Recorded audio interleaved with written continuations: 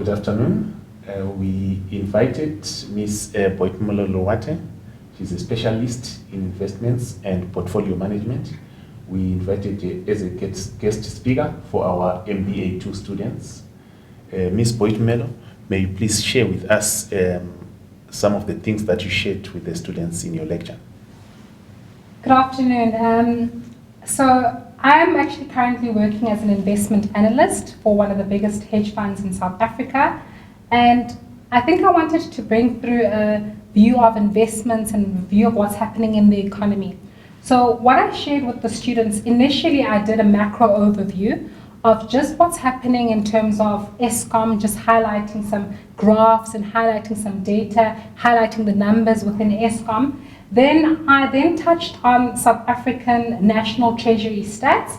So I've looked at revenue and expenditures of the National Treasury, what's happening in terms of the government and GDP. And then only after I've highlighted that macroeconomic overview, did I then go into, for an investment specifically, once you've looked at the macroeconomic overview, what do you look at? So I then gave them tips on just general investments, being comfortable to get some knowledge, doing the research, getting some data that is accurate and available.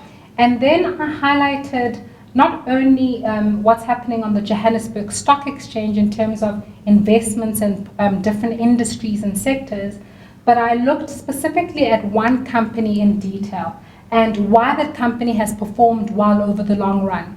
How they looked at the competitive dynamics in their space, how they priced their revenue, just how they've been operating so efficiently in an economy that we sometimes say is struggling. So the last bit of my talk focused on the opportunities, even given the tough macroeconomic environment. Can you tell us what does South Africa need in order for the JSE to perform better than what it is now? So that's a very, very tough question because it's a bit general. But I think what we firstly need is some sort of policy certainty. I highlighted a lot of things that are happening and everyone's talking about what's happening in terms of structural reform.